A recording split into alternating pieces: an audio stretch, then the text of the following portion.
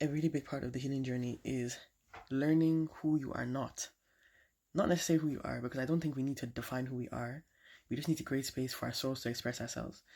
But the healing journey is about disconnecting from everything that you are not. Because from a young age, we are taught to sacrifice pieces of ourselves. We are taught to nitpick. We are taught to tear at ourselves, to remove everything within us that separates us from the validation and love that we are supposed to receive. From friends, parents, family members, whoever.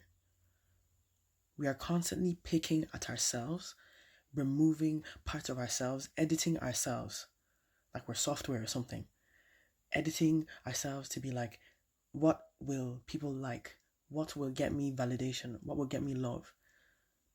And I think that also stems from the fact that we are told to seek love from outside of ourselves instead of looking within for everything.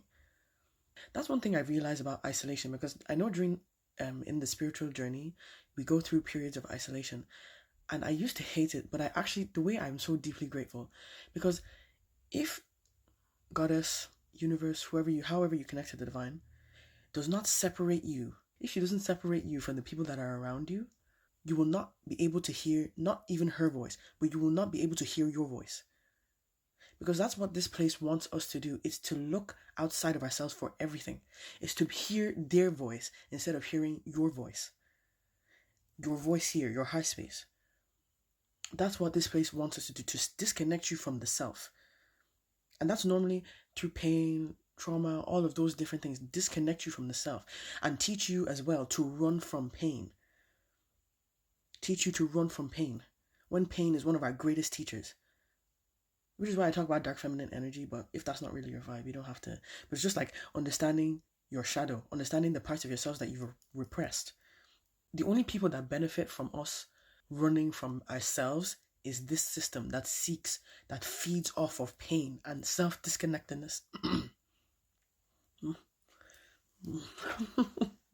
If you just look at your life without the noise, are you fulfilled? Do you like the people that are around you? Are you happy in your relationships? Are you happy in your connections? The things that you do they actually fulfill you? What is the root of the thing? Like, why do you like going to the gym? Like, why do you like reading? Why are you in the job that you are doing? Why did you choose your college course, your profession? Is it because it fulfills you, or is it because you thought that's what you're supposed to do? Whose voice are you listening to? Whose voice are you listening to? Whose voice are you centering?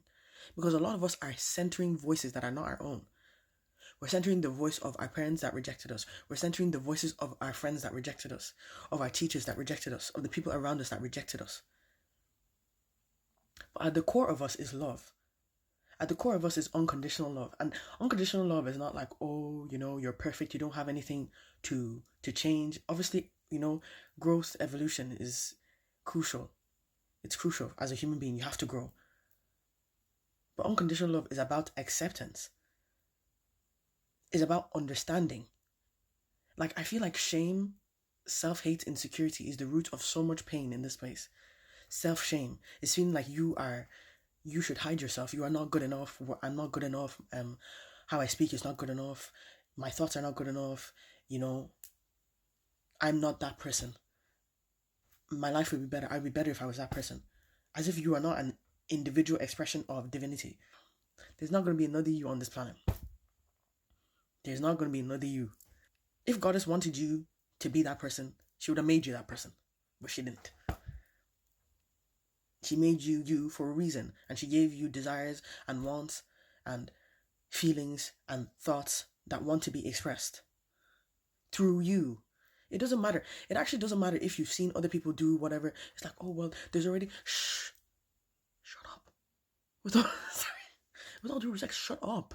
It doesn't matter. It doesn't matter if there are a million artists. It doesn't matter if there are a million singers. It doesn't matter if everybody on this freaking planet is a singer. It doesn't matter. If your soul is calling you to express something, express it, please. Because it wants to be expressed through you. It does not matter. I've seen that thing before where people are like, oh, I had this idea and I didn't I didn't sit with it, and eventually I saw somebody else do the book. You still do the book. You still do the book. Because, like, that person has their own separate thoughts and ideas. Ignore this, please. That person has their own thoughts and ideas. You have your own separate thoughts and ideas. That book might manifest differently for both of you. You do you. Please. Stop denying your soul expression. This place benefits off that. Stop doing that. Wake up. Express your soul. Use TikTok, use whatever. Just express your soul.